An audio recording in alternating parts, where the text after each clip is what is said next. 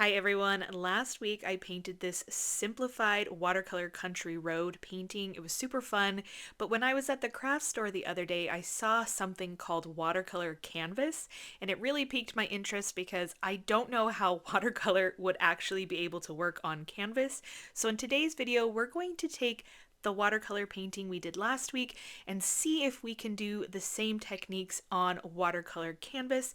So I'm going to walk you through the process, discuss the pros and the cons, and see at the end if it's even worth trying out watercolor canvas. Alright, so in the original tutorial we started with the sky, and we started by painting the entire sky area, which was about 2/3 of the paper, with clean water because we're going to drop in all of our sky colors. So this was exciting for me to start with this technique, but because I was very curious how this watercolor canvas would handle wet on wet technique. Also, as I start painting, I just want to let you know a lot of this process is sped up because it took me about an hour.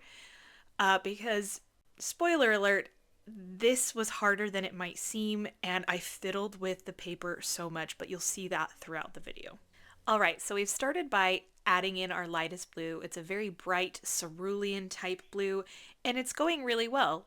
There's only one color, and I'm trying to replicate the clouds that we had in the other one, and this technique does not work on watercolor canvas. You'll see that as I'm tapping it, it's not really lifting out the color as much as it's just making weird shapes. And the watercolor canvas holds water and doesn't dry as quickly as watercolor paper, because when I use paper towel on watercolor paper, the spot where I use the paper towel becomes almost immediately dry. It soaks out all of the water. But when I was using the paper towel on the canvas, it did not react the same. So I moved on to the purple and the indigo colors, trying to add some depth and interest into my sky. But you can see the more strokes that I add and the more I fiddle with this canvas, it starts to pill and get these interesting little bumps on the surface. So I just decided, okay, let's leave it alone at this point and try to add those misty hills in the background. So I've mixed up my light bright green because I really want the light and the brightness of the sunlight hitting in those back distant hills. But you can see that the blending is not really working on the watercolor canvas. It works a little bit, but I mean, those hills aren't really blending up nicely into the rest of the sky like it did on the original painting. And yet, at the same time, the watercolor was trying to blend into places that I didn't want it to. When I would place the watercolor, it wouldn't stay mostly in the area that I put it in. It felt like it wanted to just go in different directions and never in the way that I wanted it to. I started to lose a lot of the dimension in my dark areas and even around my path. So I felt like I fiddled around with it a lot, trying to bring more paint in, because I started to get the sense that the more water I used to create lighter values, the more the canvas was fighting against me. It didn't like when I had a lot of water, so I tried to add more pigment to balance that, and it did seem to do a lot better once I had a lot more pigment and less water on my brush. And now I'm revisiting the sky because I noticed that once an area starts to dry, it gets very light in color. And I'm not sure if that's because the canvas is soaking in the water and the pigment and it's becoming very light. So after learning I needed more pigment than water in the ground, I tried to apply that to the sky, and it looks super streaky, but again, I just wanted to leave it alone and see how it would dry.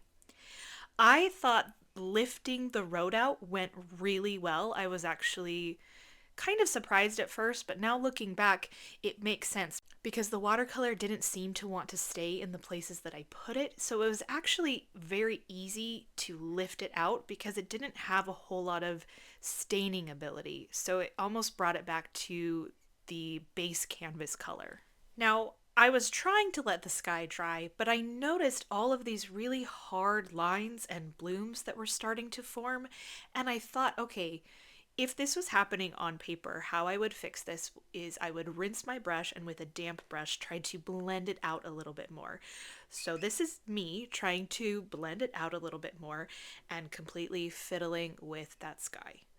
Trying to get the watercolors to move when I wanted them to move, trying to get the watercolor to stay when I wanted it to stay. I know watercolor has a mind of its own and kind of does its own thing anyway, but the canvas almost reversed everything I felt like I knew about watercolor. It was very interesting. I will say that the more pigment that I used when I started to get into more of these details and trying to increase darker values in the details of the texture and in the dark areas of the like little hills, that's when I felt like the canvas really performed well.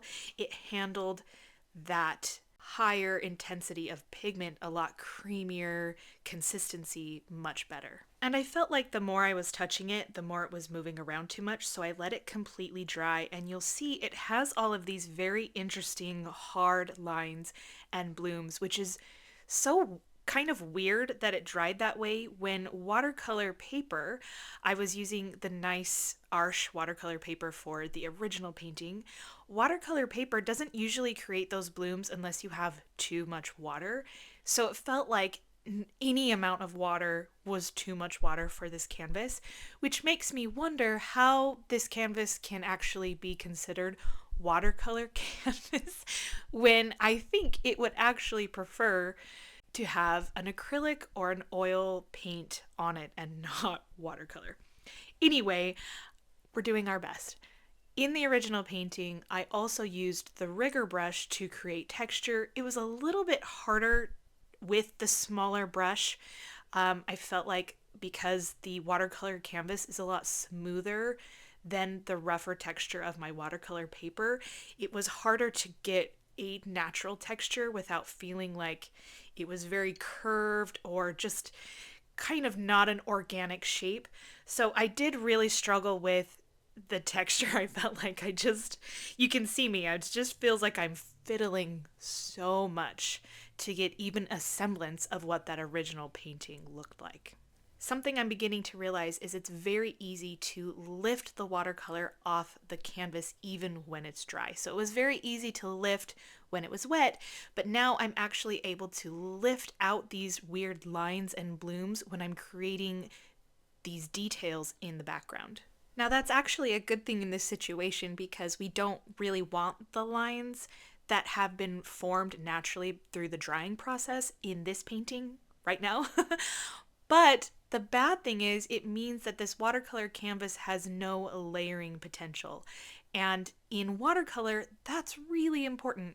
Layering or glazing is a hallmark trait of watercolor, to be able to have a color as your base and layer another color over it without disturbing the base layer or the base color, to change the color, to change the texture, to add details and dimension.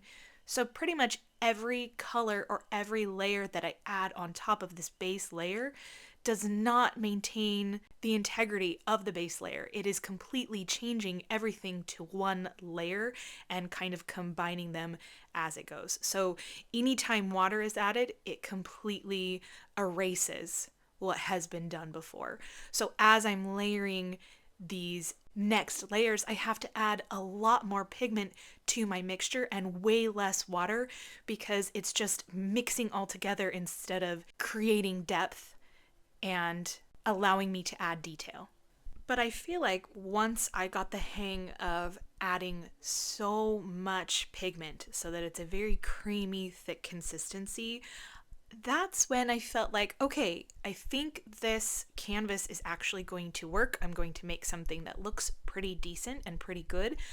I'm trying to do as few strokes as possible so I'm not disturbing the painting underneath. But you can see the road still looks really good. It was able to dry really flat. And as I add the shadows and the details in the greenery, it's starting to come to life and letting those highlighted areas look really bright. And I just wanted to do a far away shot so you could see the original painting and how it's just translating differently, completely differently. The colors are not quite the same. The vibrancy is not there. It's almost like I took the original painting and muted it with a filter. But yeah, I think the road actually ended up looking pretty good once I was able to add the shadow markings along the side and some of the really strong, highly pigmented details that really define the grassy areas along the side of the road. In comparison to the sky, where there's no details or hard lines that we want, it doesn't do as well with the wet on wet. The blending, it doesn't look quite right in the sky, but I'm starting to see a lot more potential in the ground as the details are layering together and I'm using less and less water. So I think if you used watercolor canvas for a really detailed painting where you're using very little wet on wet, this could work and be something really cool that is easy to hang up because it's already in a canvas form, feels like a finished piece of artwork. I will say though, one of my favorite parts about watercolor is the ability to have hard and soft lines, and looking at the original painting, it has a beautiful softness to it that feels very trademark of watercolor, where there's lots of blending and there is hard lines, but it's not the main point. It's not the main feature. Whereas the one on canvas feels like it's all about the hard lines. Hard lines everywhere, which is fine. It's just different. If you like more of the hard lines and you want to paint something that has a lot of hard lines, I can see this being an avenue for someone. At this point, I was very excited to be finished with this painting because it felt like trudging through mud. But then I took the tape off. I really wanted to see how it would work with tape, and now I have my answer. It didn't look very good. It didn't work. And that's okay. I thought, okay, let's just bring the painting to the edges. I wonder how that will work. And it actually worked really well because, like we talked about, the hard lines don't stay hard when you add water. So even though the edges were a huge mess, all I really had to do was add pretty watery paint to the edges and kind of scrub it a little bit, and it worked out just fine.